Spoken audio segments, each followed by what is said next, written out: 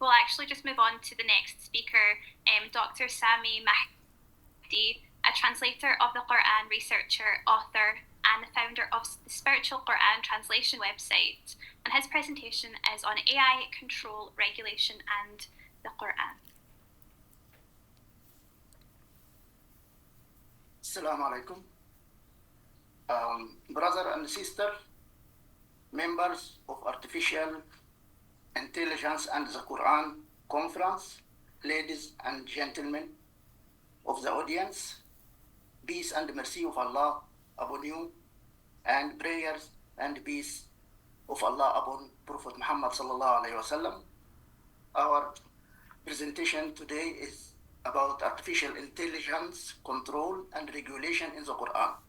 To bring this regulation, we the secret in Quran in the words.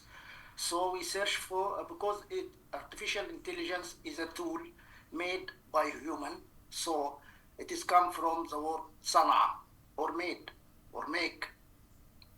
So we collect the verses which has this word and try to extract the regulation and the control should be done. We found that this regulation we can get from it good effect and avoid the bad effect, and working for the future and working for better worshipping for the God. For the good effect, the verse Al-Anbiya 80, and we taught him the codes making for you to fortify you from your war's strengths, so will you be thinkers.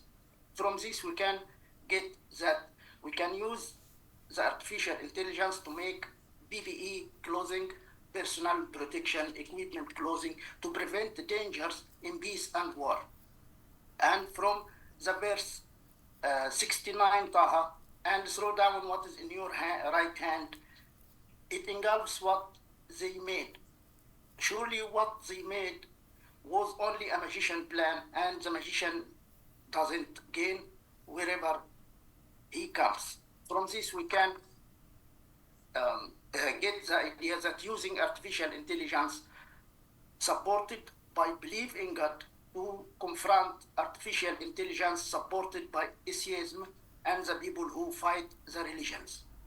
And from the verse 112 Al-Nahl, and Allah cited an example of a village that was secured and tranquil, and its livelihood coming to it abundantly from every place, so it disbelieved with Allah's grace. So Allah made them taste the hungers, apparel, and the fear with what they were making.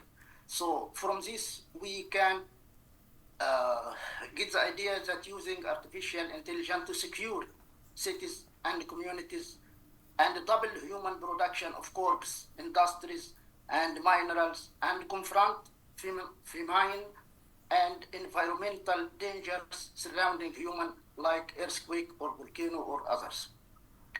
To avoid the bad effect, we have the verse 31 Ra'd, and if a Quran with which mountains were moved, or the earth was cut with it, or the dead was spoken with it, nay, but for Allah the command altogether. So did those who believed not despair that if Allah will, He would have guided the people altogether, and those who disbelieved still inflict them by what they made a bashing disaster, or it places near their homes until Allah's promise come. Surely Allah never breaks the promise. From this we can make a warning about the dangers of artificial intelligence that leads to environmental or moral disasters.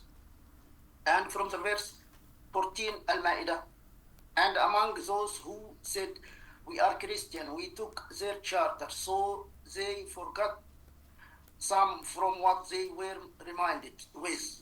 So we have stirred up the enmity and the detest among them till the resurrection day, and Allah with them informed them with what they were making. So from this get warning about the dangers of artificial intelligence that fuels the enmity and the hatred between the people. And from Ayah Al-Ma'idah 63, why do not the Lord worshipper and the priest prohibit them about their speaking the sin and eating of the illicit gain? How wretched is what they were making.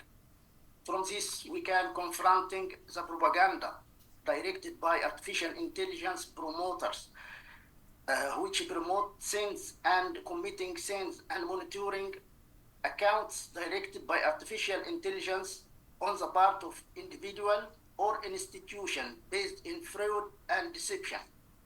And from the Ayah 30 Al-Nur, say for the believing men to reduce their sights and to conserve their genitalia. That is more refined for them. Surely Allah is an expert with what they are making. We can confronting the artificial intelligence that stimulates sexual instincts directed to minors and adults and explaining its psychological and health harms to humans. From Ayah 8 Father. So who prettified his bad work for him, so he saw it as finest. So surely Allah strays whomever he will, and he guided whomever he will. So do not let your soul go upon them in regretting. Surely Allah is knowledgeable with what they are making. From that we can get monitoring artificial intelligence products, identifying harmful ones to human societies, and establishing an organization to certify artificial intelligence products suitable for human. As we certify the drug and the food, must be another organization said that it is good for using of human. And we inherited the kind folk who were being weakened, the easts and the wests of the earth, which we had placed within it, and your Lord excellent word was fulfilled upon Israel's children with what they had been patient with, and we devastated what Pharaoh and his kind folk were making and what they had been sterilizing. From this we can using artificial intelligence to help people with special needs, the sick, the children, the elderly, the woman, the weak, and working to fight the tyranny of artificial intelligence that exceeds human capabilities. From the verse 16 Hud, those who have not for them in the hereafter except the fire and inhibited what they made in, and was invalid what they were working. And from the verse 104 Al-Kahf, those whose striving in the dunya life was straight while they are assuming that they finally making. We can confronting the artificial intelligence that encourage contempt of religions and the spread of atheistic idea that fight divine religions. And from the verse Al-Shu'ara 1 to 9, and you take manufacture plants, perhaps you may be immortal. We can confronting the artificial intelligence that promotes immortality to human or others. For working for the future, we have the verse Hud 37, and make the ark with our eyes and our revelation, and do not speak with me in those who are oppressing, surely they will be drowning. And from the verse Hud 38, and he made the ark, and we never passed on him chieftains from his kind folk, they were ridiculing him. He said, if you ridicule us, so surely we ridicule you just as you are ridiculing. And from the verse Al-Mu'minun 27 also, from this we can using artificial intelligence to discover and colonize planets alternative to Earth, and confronting artificial intelligence that encourage mockery of human, and for using the AI for better worshipping of the God.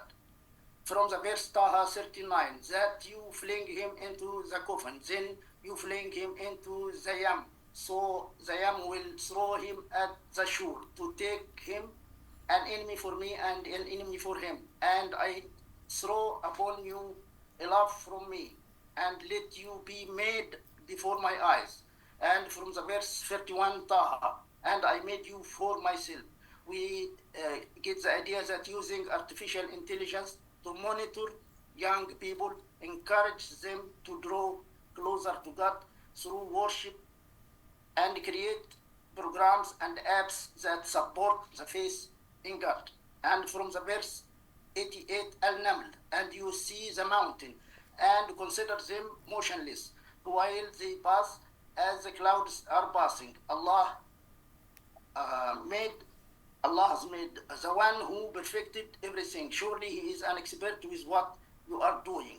We can get the idea that using the artificial intelligence to provide information about the miraculous aspects of God's creation of different creatures.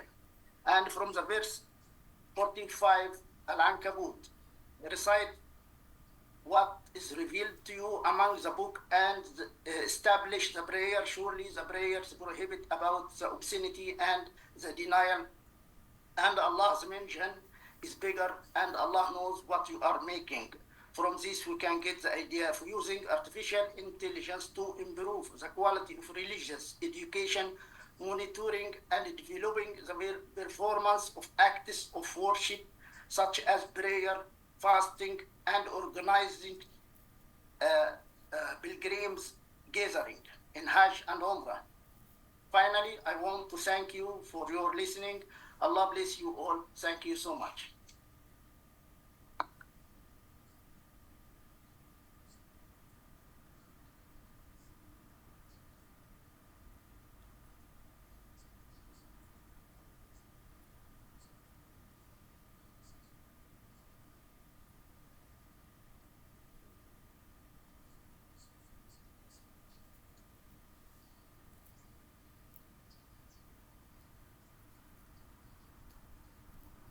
Thank you, Dr. Samy.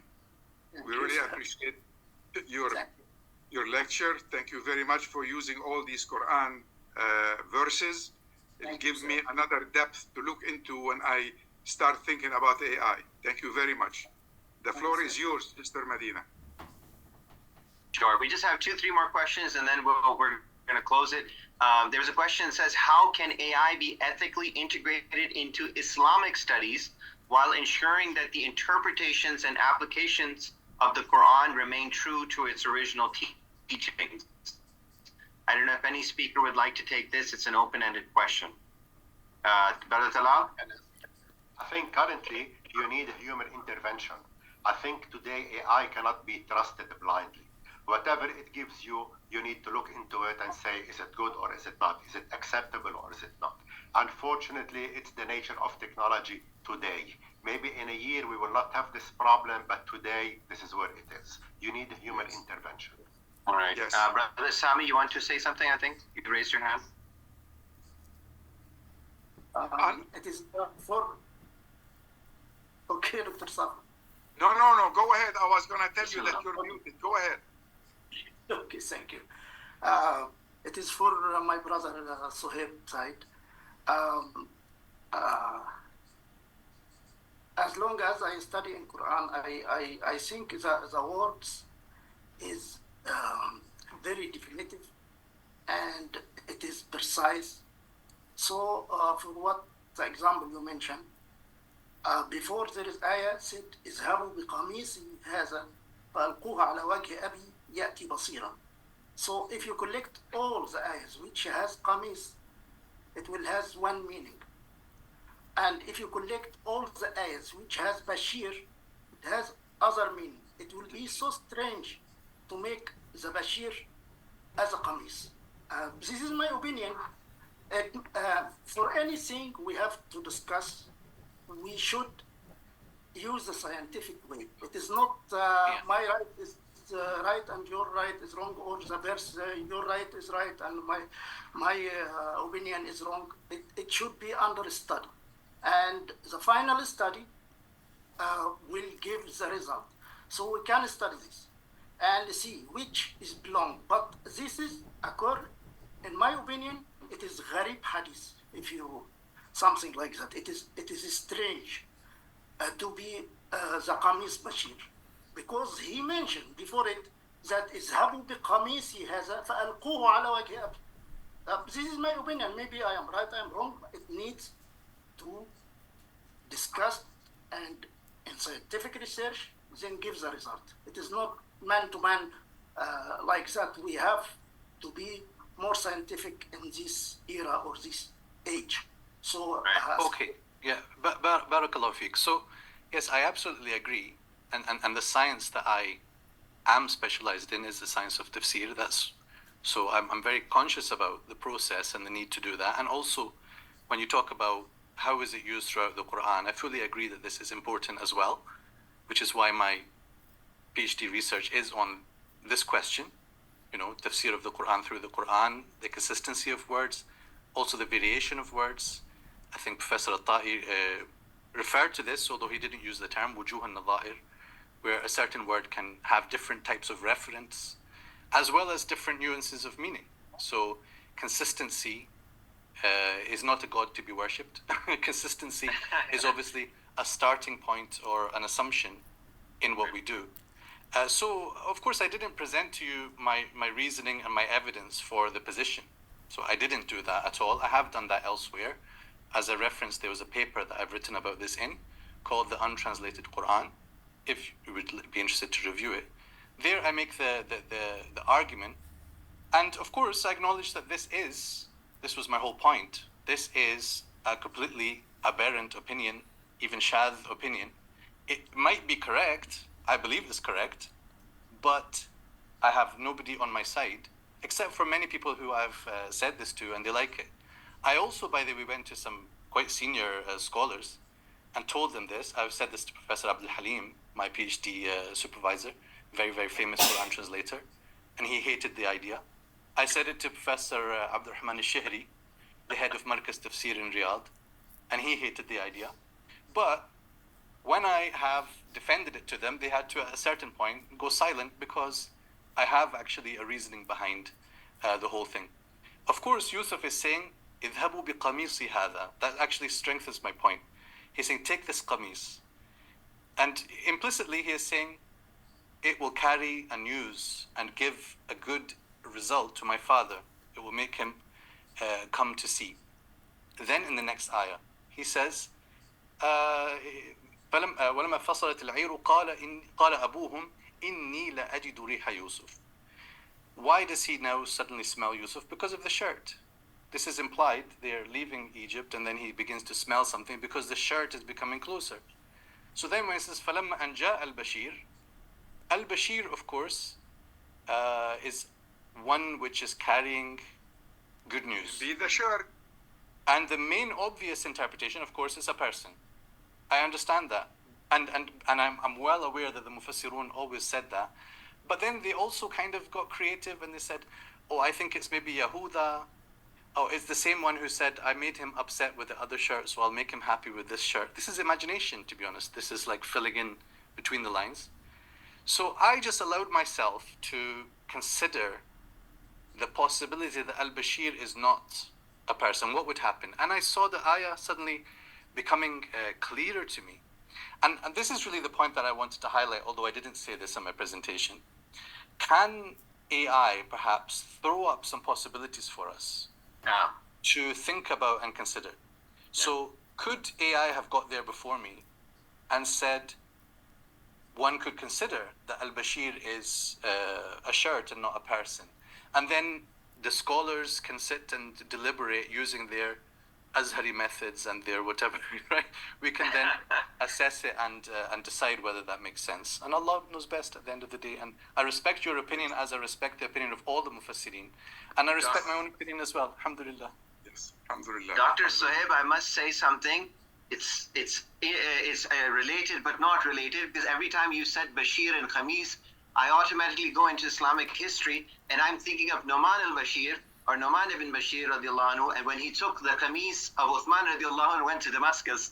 So every time you're mentioning Bashir and Khamis, I'm thinking, and this is the same, the bloodied shirt, and subhanAllah, that connection. I know it's kind of not related, but part of our Islamic history. But nice. I think Professor Basil, you want to share something?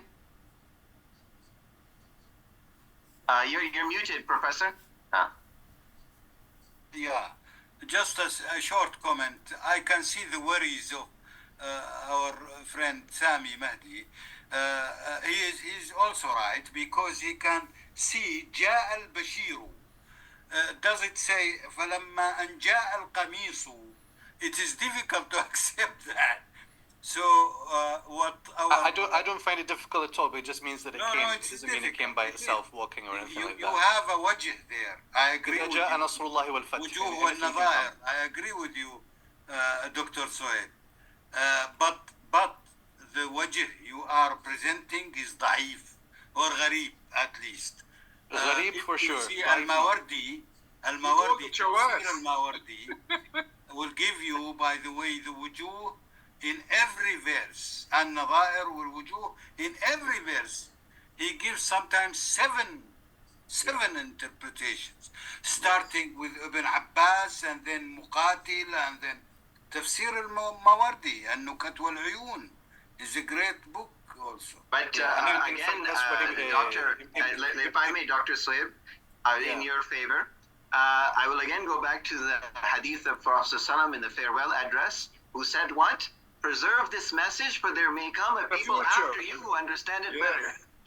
Yes. Of course, also I respect. With all due respect, of course. Yes, go ahead. Yeah, and Al-Mawardi's work also is summarized by Ibn al-Jawzi, and I mentioned we're working on Ibn al-Jawzi's tafsir. So I do appreciate that we gather the opinions that have been said in the past, and that would provide us, number one, maybe a safety net where we say, let's stay within the existing opinions. But if our whole task was to stay within existing opinions, then maybe we don't need an AI and the Quran. Why are we here? Yeah, I think that the idea here is to see what else could be generated by AI, and I'm suggesting it can be generated, of course, not only by AI, but maybe that could have thrown up a possibility like this.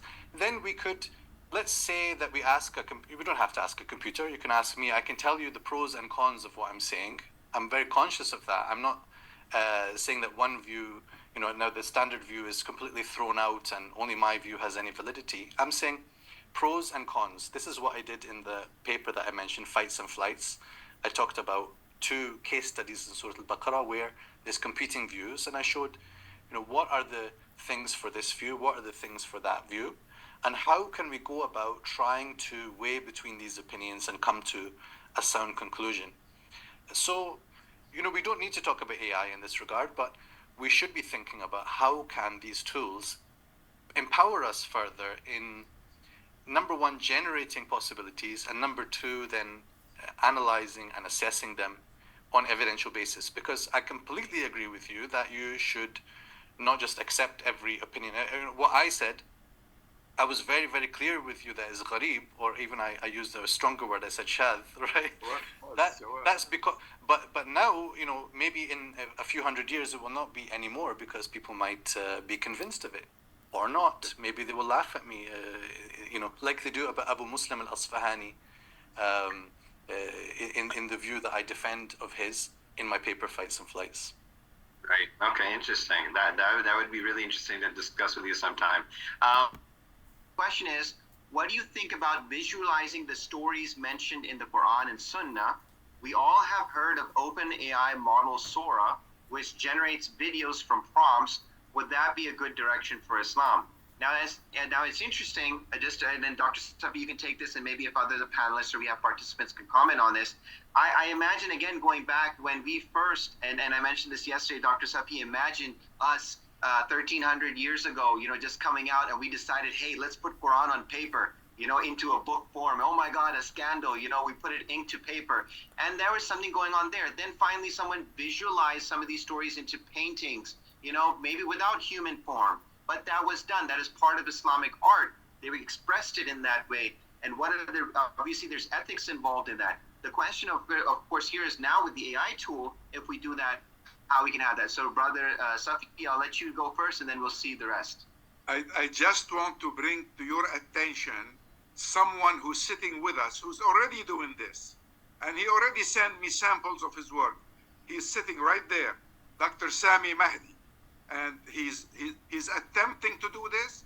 He's very successful, but we need to continue along so the work he's beginning can become a little bit more attractive, better. He needs budgets, he needs talent, he needs a lot of help, but he's doing it already. Thank you. Before Brother Samy, I want you to answer that, but before you do, I'm going to give a more kind of twist to this further. Because when I'm thinking about this, I'm also thinking about the other aspect to it of Surah Al-Kahf, in which, verse 22, in which Allah subhanahu wa ta'ala says, if there was three, and then there was a dog that was the fourth, or four and the dog, this is unimportant information. But people start getting focused on that.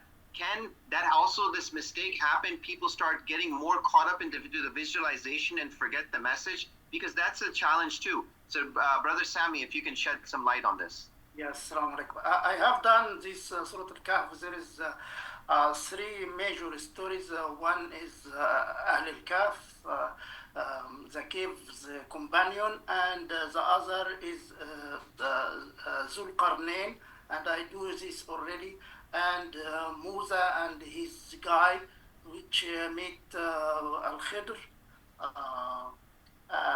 the full story.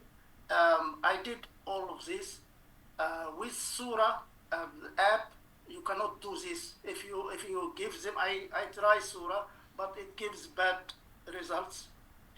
So I try another something else. I use an app which create AI image. The problem here that you have something to pay attention. First of all, the prophets photos or image. I mentioned in beginning of each video that this is not the true prophet image, and there is big concern also about Prophet Muhammad, so no one going to touch that symbol. And Sallallahu Alaihi Wasallam. And for when you're speaking, that Allah is speaking, what you will do. So I usually take the cosmic photo or the sky photo or something like that when Allah speak. There is some things has to be solved, but I use combination of transcript, which change to video, and you replace the video with photos coming from AI apps, and it is successful. Really, you can see some samples in my page in Facebook or my YouTube. It is all there, and give feedback. And as Dr. Safi said, it needs much improvement. It needs budget. I do free. I use the app free, so everything is free. But this is the the budget now. Yeah. So if we have something great, we can we be Islam Youth, the next or something like that. But it is good thing. I mentioned that we only change the world to photos, and don't think that this photo is the real image of the prophets. Must pay attention to this. For each video I start by this. It is not the real image of the prophets, and it is just like the I am Egyptian. So the pharaohs not used letters. They used symbols, photos, image. It is the basket is B. The wave of the water is some letter. So they use this. We can use. I use this now, but created by AI. Right. Good. And I think but you see, one of the challenges here, and I'm sorry, but I think this is a very interesting philosophical discussion as well, when we try to bring imagery into understanding the divine. Now, this has been always a human challenge. There was a very famous Greek philosopher, I'm forgetting it, Xenophanes, who wrote about this. And this is one of the challenges we know, particularly with our Christian brethren, who had a tough time trying to bring that visualization. You know, so there was, for example, if you go to Japan, I had a teacher who once told me when we went to the Japanese church, they had a Japanese Jesus on the altar. And then, you know, so people visualized Isa alayhi salam in their own image, you know, instead of the other way around. So this is one of the faults and the biases we spoke about earlier. So even in imagery, even in video generation from AI, there are biases that are going to play definitely into producing that. So what sort of imagery are we feeding into that learning model that then feeds us that out? That's definitely going to have comments on that. We have Professor... I have to add something. Can I add something? Sure. I make my English translation to Quran. How many one read it? A few. But when you make it image, Right. Go to my page, you will find thousand.